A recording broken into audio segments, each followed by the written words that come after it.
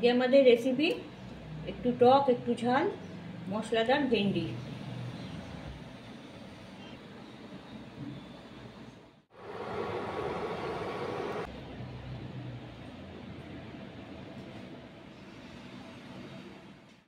মশলা ঢ্যাঁড়স করার জন্যে আমি এখানে 300 গ্রাম ঢ্যাঁড়স নিয়েছি। ঢ্যাঁড়সগুলোকে ভালো করে ধুয়ে শুকিয়ে রেখে দিয়েছি। প্রথমে দুটো সাইড এগুলো কেটে ফেলে দেবো। তারপরে এই মাঝখান থেকে এটা হাফ করে নিয়ে এখান থেকে মাঝখানে একটা চিড় দিয়ে দেবো। এগুলো এইভাবে কাটলে এর মধ্যে মশলাগুলো খুব ভালোভাবে ঢুকতে পারবে আর ফ্রাইটাও ভালো হবে। একটা চিড় দিয়ে এগুলোকে কেটে কেটে নিয়ে রেখে দিচ্ছি। সব ঢ্যাঁড়সগুলো কাটা হয়ে গেছে। তার সাথে দুটো মিডিয়াম সাইজের টমেটো ছোটো ছোটো কুচি করে কেটে নিয়েছি। আপনারা ইচ্ছে করলে এর বদলে টমেটো পিউরিও ব্যবহার করতে পারেন। ওভেনে কড়া বসিয়ে সাদা তেল দিয়ে দিচ্ছি 3-4 চামচ। তেলটা গরম হয়ে গেছে। এবার ঢ্যাঁড়সগুলো যে কেটে রেখেছিলাম সেগুলো ভেজে নিচ্ছি। আমাদের এই রান্নাটা ভালো লাগলে যারা নতুন দেখছেন তারা চ্যানেলটাকে সাবস্ক্রাইব করে নেবেন, লাইক করবেন, কমেন্ট করবেন। ঢ্যাঁড়সগুলো একটু লালচে রং হবে যতক্ষণ আমি ভাজবো।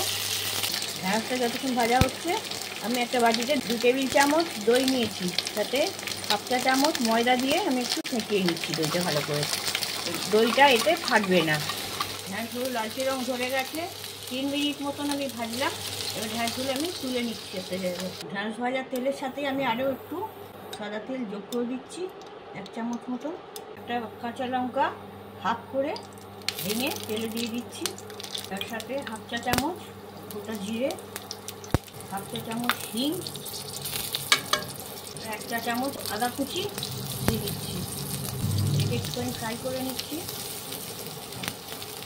আপনারা এই সময় যদি মনে করেন পেঁয়াজ দেবেন তাহলে পেঁয়াজ কুচিটা একটু ফ্রাই করে নেবেন আর আদার সাথে একটু রসুন দিয়ে নেবেন। আমি পেঁয়াজ রসুন ছাড়াই করছি।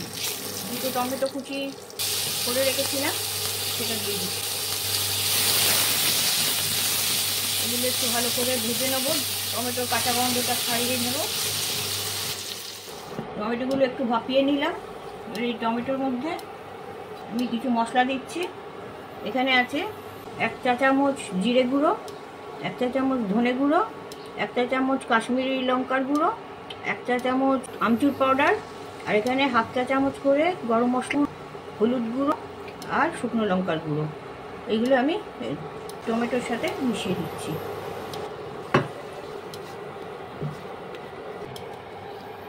যে দইটা ফেটিয়ে রেখেছিলাম সেই দইটা দিয়ে দিচ্ছি। আমি ওভেনের ফ্লেমটা একদম লো করে দিয়েছি। লো করে দিয়ে দইটা দিয়ে দিচ্ছি। দইয়ের বাটি ধোয়া জলটা দিয়ে দিচ্ছি। সব মশলাগুলো এবার আমি মিক্স করে দিচ্ছি। ওভেনের ফ্লেমটা কিন্তু কম আছে। যদিও আমি দইয়েতে ময়দা দিয়েছি কিন্তু ফ্লেমটা কম করেই আমি দইটা দিলাম। গুঁড়ো মশলাগুলো ছিল তো তাই জন্যে ওগুলো পুড়ে যেত। এবার আমি একটু ফ্লেমটা জোরে করে দিচ্ছি। একটু ফুটিয়ে নেবো দইটা। মশলা থেকে যতক্ষণ না তেলটা বেরোচ্ছে ততক্ষণ আমি এটা কষিয়ে নেবো। দই দিয়ে এটা কষিয়ে নিচ্ছি। মশলাটা থেকে এবার তেলটা ছাড়তে শুরু করেছে। এবার আমি যে ঢ্যাঁড়সটা ভেজে রেখেছিলাম সেই ঢ্যাঁড়সটা দিয়ে দিচ্ছি। মিক্স করে দিচ্ছি যাতে মশলাটা বেশ ভালো করে ঢ্যাঁড়সের মধ্যে ঢুকে যায়।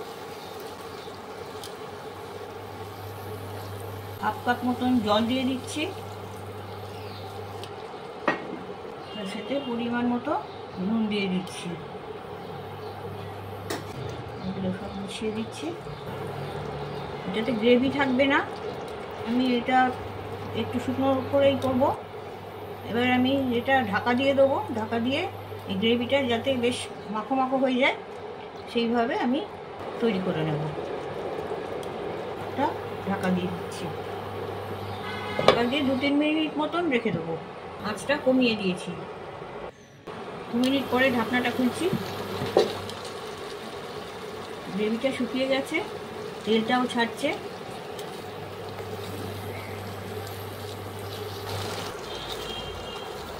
যেরকম আমি ঘন ঘন রাখতে চেয়েছি সেই রকমই হয়ে গেছে। রোস্টেড কসুরি মেথি এটা হাতে পিষে আমি এতে দিয়ে দিচ্ছি।